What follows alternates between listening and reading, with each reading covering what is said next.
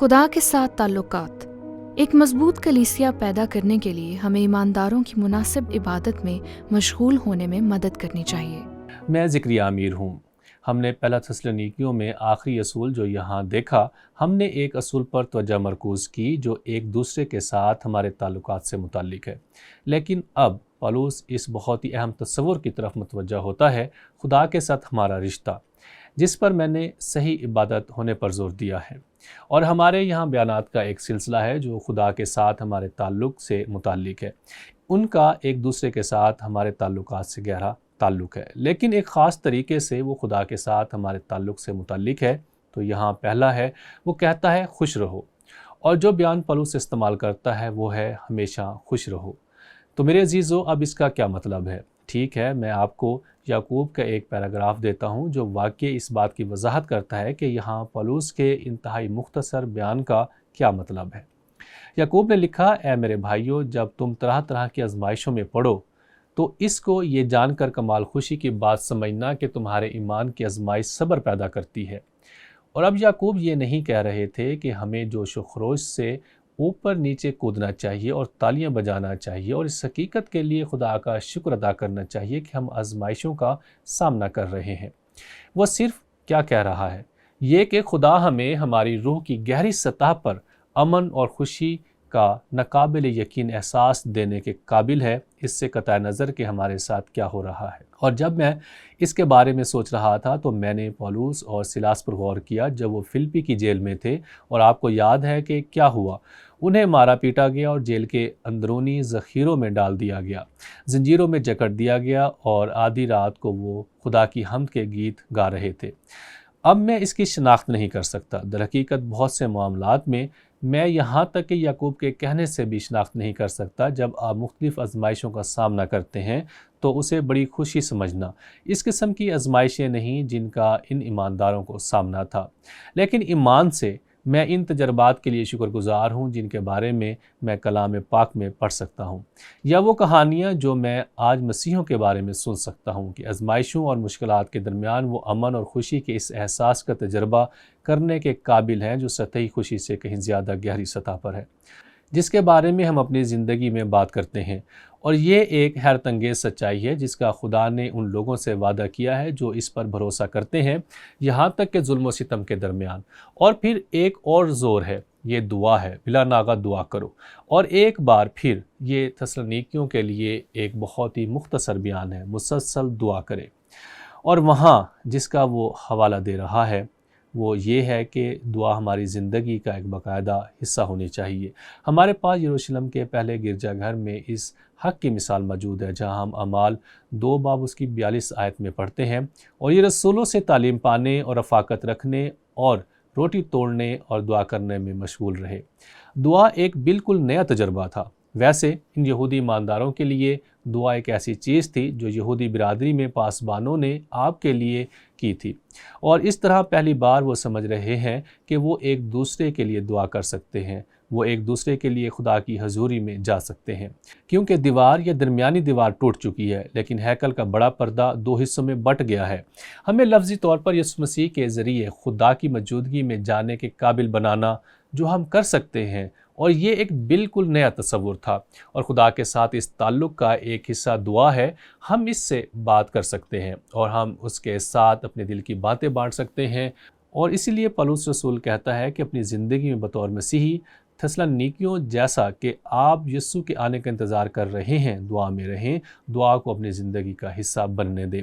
اور پھر وہ کہتا ہے تیسرا شکر ہے، اور ایک بار پھر ایک بہت سی مختصر سا بیان، ہر چیز میں شکریہ ادا کرو۔ ایک بار پھر یہ ہماری عبادت کا حصہ ہے۔ اب میرے خیال میں مسیحی یہاں تشریح میں غلطی کرتے ہیں۔ پولس یہ نہیں کہہ رہا جو کچھ آپ کے ساتھ ہوتا ہے اس کا شکریہ ادا کریں۔ دوسرے لفظوں میں میرے خیال میں سب سے بری باتوں میں سے ایک مسیح کبھی بھی دوسرے مسیح سے کہہ سکتا ہے کہ جو گہرے غم میں ہے اور جو کسی سانحے کے نتیجے میں ہے، جب وہ اندر آتے ہیں اور کہتے ہیں اچھا کیا تم نے ابھی تک خدا کا شکر ادا کرنا سیکھا ہے؟ یہ بہت بے حس ہے، کیونکہ پولس یہ نہیں سکھا رہا۔ جو پولس سکھا رہا ہے اور دوسرے کلام پاک میں سکھا رہے ہیں وہ یہ ہے کہ ہم ہر چیز میں خدا کا شکر ادا کر سکتے ہیں کہ وہ ہمیں کبھی نہیں چھوڑے گا، وہ ہمیں کبھی نہیں چھوڑے گا، اس کا فضل ہمیشہ ہمارے لیے رہے گا، اور اس طرح وہ کہہ رہا ہے یہ ہماری عبادت کا حصہ ہے۔ خداوند میں تیرے فضل کے لیے تیرا شکر کرتا ہوں۔ اور جب میں اس کے بارے میں سوچ رہا تھا، میں پولس رسول کے بارے میں سوچ رہا تھا جس کے جسم میں کانٹا تھا، اور ہم نہیں جانتے کہ وہ کانٹا کیا تھا، لیکن ہم جانتے ہیں کہ یہ ایک بہت سنگین بیماری تھی۔ یہ جسمانی ہو سکتا ہے، کچھ کا خیال ہے کہ یہ اندھا پن تھا، یہ نفسیاتی ہو سکتا ہے، شاید یہ ڈپریشن تھا، شاید یہ ڈپریشن کے ساتھ ایک مقابلہ تھا، یا شاید یہ روحانی فتنہ تھا۔ لیکن وہ خدا کے پاس گیا اور اس نے کہا خداوند براہ کرم اسے مٹا دے، اور فرمایا میں 3 بار گیا، اس کے بارے میں نے 3 بار خداوند سے التماس کیا کہ یہ مجھ سے دور ہو جائے، یہ جو بھی تھا۔ تقریباً ایسا لگتا ہے کہ اس کا تعلق اس پر کسی قسم کے شیطانی حملے سے تھا، کیونکہ یاد رکھیں اس سے مراد شیطان ہے، اور شاید یہ اس کی جسمانی مشکلات کے درمیانی شیطانی حملہ تھا، ہم نہیں جانتے۔ لیکن خداوند نے مجھ سے کہا پولس میرا فضل تیرے لیے کافی ہے، کیونکہ میری طاقت کمزوری میں مکمل ہوتی ہے۔ اور اس طرح پولس نے کہا اپنی زندگی کے اس مقام پر پہنچ کر جہاں خدا نے کہا پولس نہیں لیکن میرا فضل ہی کافی ہے، مگر اس نے مجھ سے کہا میرا فضل تیرے لیے کافی ہے کیونکہ میری قدرت کمزوری میں پوری ہوتی ہے، بس میں بڑی خوشی سے اپنی کمزوری پر فخر کروں گا تاکہ مسیح کی قدرت مجھ پر چھائی رہے۔ دوسرے لفظوں میں اس کے لیے رب کا شکر ادا کروں گا، میں رب کا شکر ادا کروں گا کہ وہ مجھے کبھی نہیں چھوڑے گا، اور اس کا فضل میرے لیے کافی ہوگا جب تک کہ وہ مجھے جلال میں گھر نہ لے جائے۔ پس پولس اپنی زندگی میں عبادت کے اس تجربے کو شکر ادا کرنے میں بیان کرتا ہے۔ پولس لفظ پیشن گوئیوں کے ساتھ بھی تعلق رکھتا ہے، اور یوں وہ روح القدس کے ذریعے خدا کے ساتھ ان کے تعلق کے سلسلے میں کہتا ہے روح کو نہ بجھاؤ، نبوتوں کی حقارت نہ کرو، سب باتوں کو آزماؤ، جو اچھی ہوں اسے پکڑے رہو، ہر قسم کی بدی سے بچے رہو۔ اب ہمیں یہ سمجھنے کی ضرورت ہے کہ کلیسیا کے ابتدائی دنوں میں ان کے پاس ہمارے جیسا کوئی صحیفہ نہیں تھا۔ در حقیقت تھسلنیکیوں کے خط اور پہلا اور دوسرے خطوط شاید وہ واحد خطوط تھے جو ان ایمانداروں نے اپنی زندگی میں کبھی پڑھے تھے، اور اس طرح خدا کے پاس تحفوں کے ذریعے ان کے ساتھ بات چیت کرنے کا ایک طریقہ تھا، خاص طور پر تحفہ نبوت۔ لیکن ہر ایک نے نبوت کے تحفے کو صحیح طریقے سے استعمال نہیں کیا۔ ان میں سے کچھ نے اسے بہت ہی گناہ کا طریقہ استعمال کیا، یا جسمانی طریقہ، یا اس لیے پولس نے کہا میں نہیں چاہتا کہ آپ روح القدس کو دبا دیں، لیکن میں چاہتا ہوں کہ تم سب چیزوں کی جانچ کرو، یہ مت کہو پیش گوئی مت کرو، لیکن اسے دیکھو کیونکہ یہ خدا کی طرف سے نہیں آ رہا ہے۔ ہو سکتا ہے کہ یہ کسی شخص کے اپنے خود غرض دھوکے باز رویوں سے آ رہا ہو، یا یہ شیطان کے اثر سے بھی ہو سکتا ہے، لہٰذا احتیاط کرو، اور ایک بار جب آپ یہ سمجھ لیں کہ حقیقت کیا ہے تو پھر اس پر قائم رہیں، اور خدا آپ کو یہ سمجھنے میں مدد کرے گا کہ وہ کہہ رہا ہے۔ یہاں شاید ان کی عبادت کا سب سے اہم حصہ ہے، اور وہ مقدس زندگی ہے، اور وہ کہتا ہے ہر قسم کی بدی سے بچے رہو، دیکھو یہ عبادت ہے۔ اور پولس نے رومیو 12 باب 1 میں بہت خوبصورتی سے اس کا خلاصہ کیا ہے۔ آپ جانتے ہیں جیسا کہ میں آج اصولوں کی اس پوری سیریز میں سوچ رہا تھا، میں نے پیدائش سے مکاشفہ تک 1500 اصول بیان کیے ہیں۔ میں کتنی بار رومیو باب 12 میں واپس گیا ہوں، کئی بار، کیونکہ یہ بہت بنیادی ہے، یہ بہت بنیادی ہے۔ میں نے اس روحانی عبادت کو حمد کا نام دیا ہے کیونکہ پولس اسے کہتے ہیں یہ واقعی سچی عبادت ہے، یہ بنیادی عبادت ہے، یہ وہی ہے جو واقعی خدا کی عزت کرتا ہے۔ پس اے بھائیو، میں خدا کی رحمتیں یاد دلا کر تم سے التماس کرتا ہوں، خدا نے آپ کے لیے کیا کیا ہے، اس کے پیش نظر کہ اپنے بدن ایسی قربانی ہونے کے لیے نظر کرو جو زندہ اور پاک اور خدا کو پسندیدہ ہو، یہی تمہاری معقول عبادت ہے۔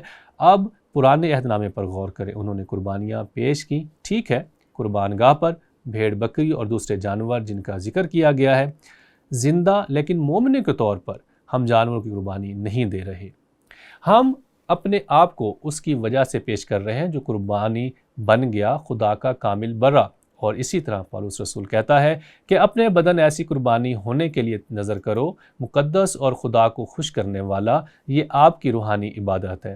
اور اس طرح تھسلنیکیوں میں ایک دوسرے کے ساتھ ان کے تعلقات کے ساتھ نمٹنے کے بعد وہ خدا کے ساتھ ان کے تعلقات کے ساتھ معاملہ کرتا ہے، اور یہاں غور و فکر اور رد عمل اور اطلاق کے لیے سوال ہے آپ نے کن طریقوں سے ان نصیحتوں کی غلط تشریح اور غلط استعمال ہوتے دیکھا ہے، اور اس کے نتائج کیا تھے؟ ٹھیک ہے، میں پہلے ہی اس حقیقت کا حوالہ دے چکا ہوں کہ کچھ لوگ ایسے ہیں جو پولس کے لکھنے کی غلط تشریح کرتے ہیں، جب وہ کہتے ہیں ہر چیز میں شکر گزار رہو اور اس کے بارے میں بے حس ہونا، کیونکہ ہم میں سے کسی کے لیے یہ بہت بے حس ہے کہ کبھی کسی سے کہیں کہ آپ نے ابھی تک خدا کا شکر ادا کرنا سیکھا ہے۔ روح القدس کو لوگوں کی زندگی سے نمٹنے دیں، وہاں ہونا، آرام سے رہو، اور بعض اوقات اس کے علاوہ کچھ نہ کہنا بہتر ہوتا ہے۔ میں یہاں ہوں، میں آپ کے ساتھ ہوں، میں تم سے پیار کرتا ہوں، میں واقعی آپ کی پرواہ کرتا ہوں، کیونکہ برے کام اچھے لوگوں کے ساتھ ہوتے ہیں اور اس کا تعلق دیگر غیر حساس حالات سے ہے جہاں لوگوں نے کہا ہے۔ ٹھیک ہے میرے عزیزو، آپ کو اس حالت میں ہونا چاہیے کیونکہ آپ کی زندگی میں کوئی نہ کوئی گناہ ضرور ہے۔ ایک بار پھر یہ کتنا غیر حساس ہے، برے کام اچھے لوگوں کے ساتھ ہوتے ہیں، اور یہ وہ چیزیں ہیں جن کو سمجھنا ہمارے لیے مشکل ہے۔ اس لیے ہمیں بہت محتاط رہنا چاہیے کہ ہم پولس رسول کے ان بیانات میں سے کچھ کی غلط تشریح نہ کریں۔ ایک اور چیز جس کے بارے میں ہمیں بہت محتاط رہنا ہے، اس کا یہ پورا تصور ہے۔ پیش گوئیوں کو حقیر نہ سمجھو، لیکن جو اچھا ہے اسے پکڑو۔ پہلا تسلنیکیوں اس کا 5 باب 20 اور 21 آیت میں، اور جب بھی کوئی کہتا ہے خدا نے مجھے آپ کو بتانے کے لیے ایک پیغام دیا ہے، محتاط رہیں، بہت محتاط رہیں۔ اگر آپ کو لگتا ہے کہ آپ کے پاس کسی اور کے لیے پیغامات ہیں تو بہت محتاط رہیں، کیونکہ یہ خود سے نکل سکتا ہے، یہ ان اثرات سے نکل سکتا ہے جو خود غرض ہیں، نامناسب اثرات کے، جو کہ ایسی چیز ہو سکتی ہے جو خالصتاً جسمانی ہو۔ اور ویسے جو لوگ کہتے ہیں خدا نے مجھے کہا کہ میں تمہیں بتاؤں، فوری طور پر اس بیان کے اندر فخر کا عنصر ہے کہ میرا خدا کے ساتھ وہ تعلق ہے جو تمہارا نہیں ہے، یہی مفہوم ہے، اور اس لیے ہمیں مسیحی زندگی میں اس قسم کے حالات سے بہت محتاط رہنا چاہیے۔ اور حیرت انگیز بات یہ ہے کہ آج ہمارے پاس خدا کا کلام دستیاب ہے، اور جو ہم کر سکتے ہیں وہ یہ ہے کہ ہم لوگوں کے ساتھ بانٹنے کے لیے خدا کے کلام سے حکمت تلاش کر سکتے ہیں۔ ہم مشکلات اور آزمائشوں کے درمیان حکمت دریافت کرنے میں ان کی مدد کر سکتے ہیں۔ ہم خدا کے کلام کی طرف دیکھ سکتے ہیں، ہم ان کے ساتھ حکمت کے لیے دعا کر سکتے ہیں، اور خدا کو خدا کے کلام کے ذریعے بات کرنے کی اجازت دے سکتے ہیں۔ تو میرے عزیزو، لہٰذا ہمیں ان میں سے کچھ بیانات کے ساتھ بہت محتاط رہنا چاہیے، خاص طور پر ان انکشافاتی تصورات اور بیانات کے لحاظ سے جو واقعی نئے عہد نامے کی کلیسیا کا حصہ تھے۔ لیکن خدا کا شکر ہے کہ ہمارے پاس ہے، پیش گوئی کے انکشافات کی وجہ سے ہمارے پاس خدا کا کلام ہے جو خدا نے بنیادی طور پر روح حق کے ذریعے رسولوں کو دیا تاکہ ہماری زندگیوں میں خدا کی مرضی پوری ہو۔ تو یہاں میں صرف اس اصول کو دہراتا ہوں جو اس حوالے سے پروان چڑھتا ہے، ایک بالغ گرجا گھر بنانے کے لیے ہمیں ایمانداروں کو مناسب عبادت میں مشغول ہونے میں مدد کرنی چاہیے۔